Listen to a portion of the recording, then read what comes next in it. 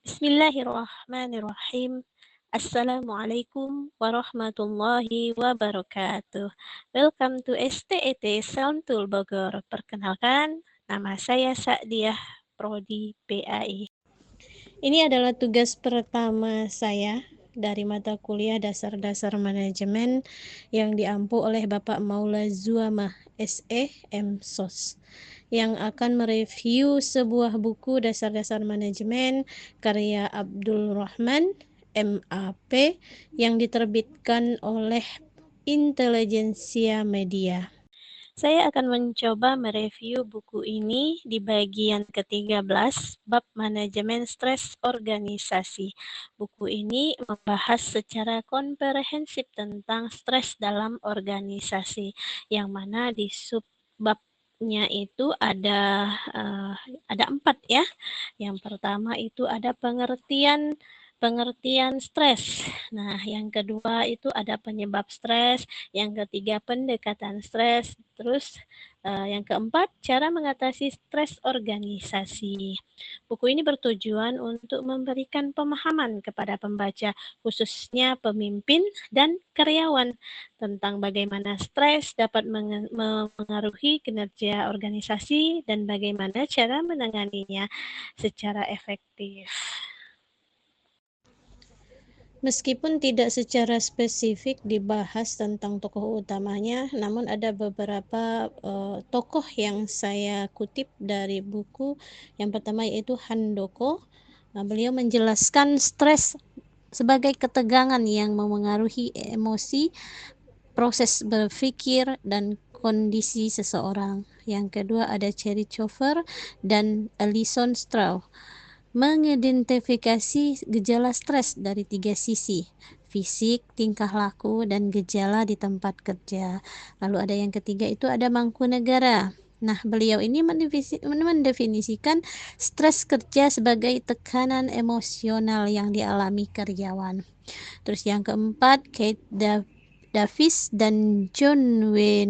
Newstrom mengklarifikasikan pendekatan dalam mengatasi stres menjadi 4 bagian. Terus yang terakhir, Haryanja menjelaskan faktor-faktor penyebab stres dalam organisasi dan cara mengatasinya. Sedikit saya jelaskan bahwa dalam buku ini menjelaskan stres sebagai tekanan emosional yang dialami seseorang dalam organisasi akibat tuntutan kerja yang besar atau faktor lingkungan lainnya. Stres dapat berdampak negatif terhadap kepuasan kerja, produktivitas, dan hubungan antar karyawan. Penyebab stres bisa berasal dari dalam pekerjaan, seperti beban kerja berlebihan, konflik peran, atasan yang kurang mendukung, maupun dari luar pekerjaan seperti masalah keluarga, keuangan, atau kesehatan. Gejala stres meliputi aspek fisik seperti sakit kepala, pencernaan terganggu. Nah, kalau dari psikologi itu ada cemas, bingung, depresi, serta perilaku kurang konsentrasi, turunnya kreativitas atau kehilangan motivasi kerja. Buku ini juga membahas berbagai cara mengatasi stres, seperti dukungan sosial, pendekatan biofeedback, program kesehatan pribadi, dan meditasi. Nah, selain itu terdapat strategi khusus untuk mengelola stres, seperti mengendalikan sumber stres, menetralkan dampak stres, dan meningkatkan daya tahan tubuh. Pada akhirnya, nilai-nilai agama dan keimanan juga dianggap sebagai elemen penting dalam mengelola stres secara efektif. Setelah membaca buku ini, saya berpendapat bahwa buku ini memberikan wawasan yang sangat berguna bagi siapa saja yang bekerja dalam organisasi, baik sebagai karyawan maupun pemimpin. Pembahasannya yang cukup sistematis ya menurutku, dengan banyak referensi dari para ahli yang memperkuat argumentasi tentang stres kerja. Nah, selain itu, buku ini juga memberikan solusi praktis yang dapat diterapkan oleh individu maupun organisasi dalam mengelola stres. Setiap buku tentunya mempunyai kelebihan dan kekurangan masing-masing ya.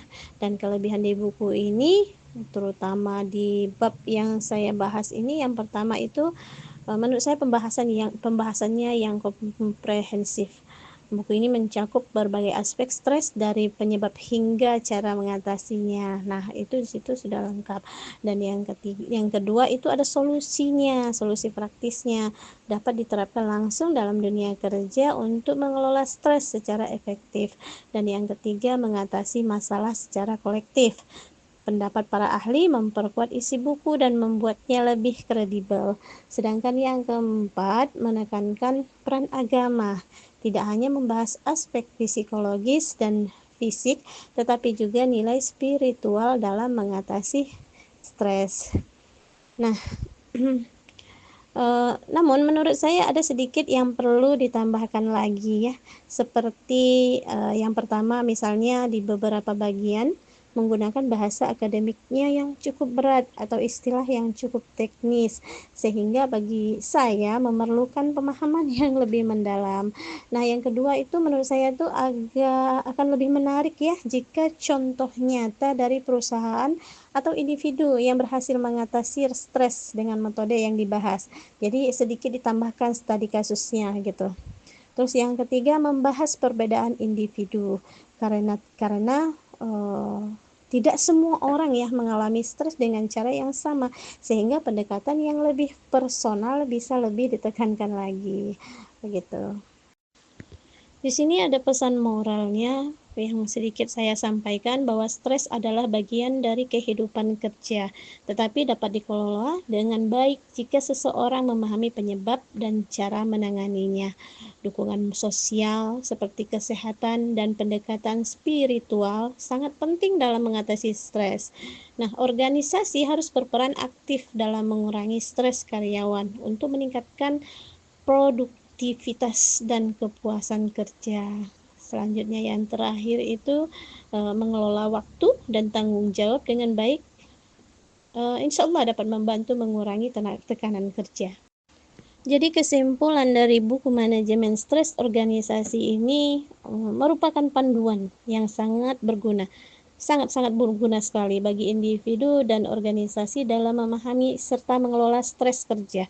Dengan pendekatan yang sistematis dan berbasis ilmiah, buku ini menawarkan berbagai strategi dan teknik untuk mengurangi dampak negatif stres.